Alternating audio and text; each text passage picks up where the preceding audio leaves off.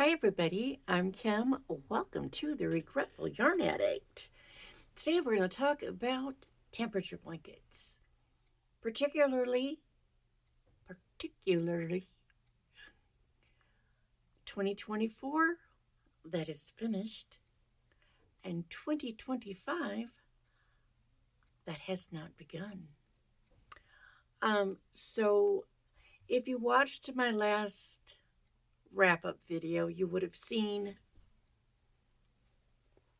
my blanket from 2024. Let's see.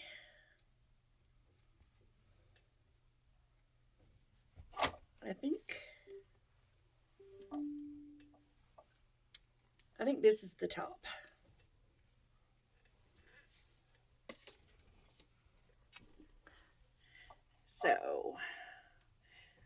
So then this would be January through June. And then I used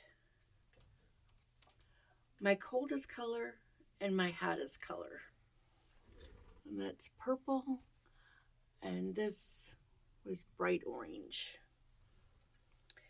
And then I have the last 6 months. Okay. And we used the granite square with a twist is what we used for our squares. And then I used the zigzag for my joining. Really like that join, you guys. That is going to be my new go-to. I will, in the description box down below, leave a link for how to make this square and for how to do the join.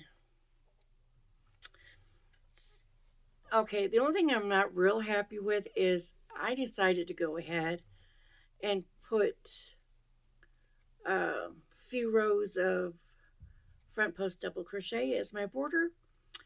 I think it's pretty, but I don't like the way it curls. So I'm kind of wishing I would have done alternating front and back. But since it's my blanket and it's just for me, it don't gotta be perfect. Not at all. Because it is just a reference of what the weather was like in 2024. Okay, so let's talk about 2025's temperature blanket, which is actually going to wind up being more of a throw. I wanted something different this year because if you've been watching me for the past couple years, you know, in 2023 I did a temperature blanket where I made circle and squares, where the low temperature was the circle and the high temperature was the outside square. And my temperature blankets, because I don't want to be working on one every day, I don't want to be working on one every week. So when I do a temperature blanket, or in this case a throw, I only use the low temperature and the high temperature for the month. And that's my gauge, I guess. Because it doesn't matter to me what it is every single day. I just want to know what the high and the low was, and that way I get a temperature blanket and I don't have to do all the work. So this year, for 2025, I'm doing something different. Because like I said, I did the circle and a square, and I had to join those squares. And then last year I did the modified, no, it's not modified, it's granny square with a twist. This year I decided I did not want to do any more squares. So I'm doing a log cabin throw. I am going to show you one that I've just put together so you get an idea of how I'm going to be doing my log cabin.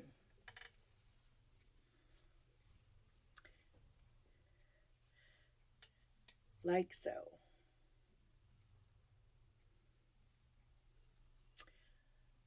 Okay, the actual one, will be a little bit bigger than this, but it will stretch. You guys, this is all single crochet, 5 rows, because when you do a log cabin, you have to do an odd number. 3 doesn't seem to be enough, 7 seems to be too many, so I do 5 rows. Okay, so this is where you start. This was the start. For mine, I'm going to have this will not be my start. This was made with a 5.5 millimeter. This was made with a 6. I will be using a 6 millimeter for my 2023. But this is all the 12 colors I'm using because I use, wait, let me change that up. This is a 6.0 millimeter 2025, and I'm just making my notes, and it is log cabin throw. This is how I do mine. I don't know if you can see that very well or not, but I have 0 and below is going to be aqua turquoise. 1 to 9 is teal. 10 to 19 is light green. 20 to 29 is plum. 30 to 39 is lilac. 40 to 49 is sapphire. 50 to 59 is Nile green. 60 to 69 is purple. 70 to 79 is watermelon. 80 to 89 is burgundy. 90 to 99 is forest green. And 100 and above will be hot rose. So that's my colors and my chart. And here, let me see. Get me out of the way, get my colors in here. These are the colors I will be using. I've got 12 colors there. Then I am going to be using a neutral color, which is going to be this. I can't tell you the color because it's ice. Ice does not have a color name on it. So it's kind of like a top, but it's neutral, and that I'll show you how I'm going to do it. How that plays into it. So this beginning square, like I said, is going to have all my colors on it from the coldest to the hottest, or excuse me, coldest to hottest. And then it will have a row of my neutral color at the top. I'm going to be doing like, I don't know, 13 stitches. I'll have 13 single crochets and 13 rows. And that will be this part right here where it starts. Okay? And then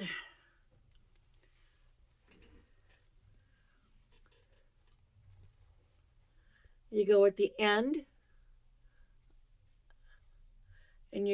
this goes this way, this goes this way. So you'll turn your work like that. That will be the coldest for January. And then we go up here, and that will be the hot. And then this will be a neutral color. This will be the coldest for February, the hottest for February, and a neutral. And we're just going to keep doing that all the way around. March low, March high, neutral. And then April low, April high, neutral. And I'm going to go ahead and do that until I get to December.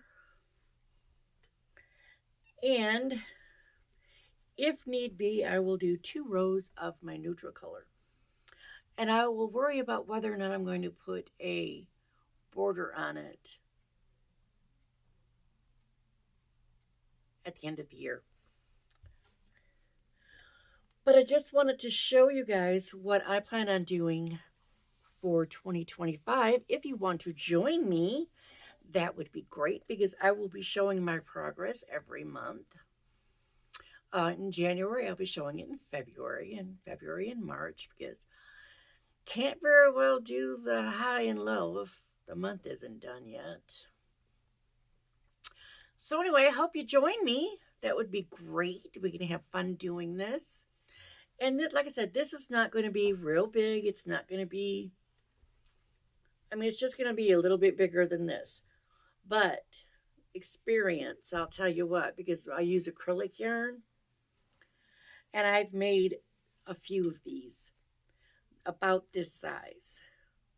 After you wash it and dry it, throw it in the dryer, because acrylic yarn, especially something like this, I'll just throw it in the dryer for like 5 minutes, 10 minutes.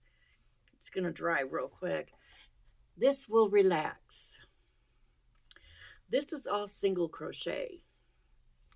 So it will relax. It will be like at least the size of a double. It's just going to relax. This, after it's been washed a couple times, will be almost twice the size it is right now. And right now it just sits over my lap real nice. But anyway, it's not going to be anything big and bulky. There's not going to be any sewing anything together this year. It's going to be really, really easy peasy. At least it should be. You never know. You never know. Things could change. I doubt it's going to change enough where I'd be like, what was my high temperature? I will also put the link down below for the website I use when I choose when I get my high and my low, because I use it's a climate data, and you just pop in your city, and it's going to be like, I don't know if it has all cities in it or all major cities. I just know I live in the St. Louis area. I can just do St. Louis, and it tells me the high and the low for St. Louis. And I know, when they're doing like the highs and the lows and how much snow we got, how much rain we got, whatever, they go by the official, which is at Lambert Airport, which is our airport here. And that's like a mile from my house. So I know it's my temperature.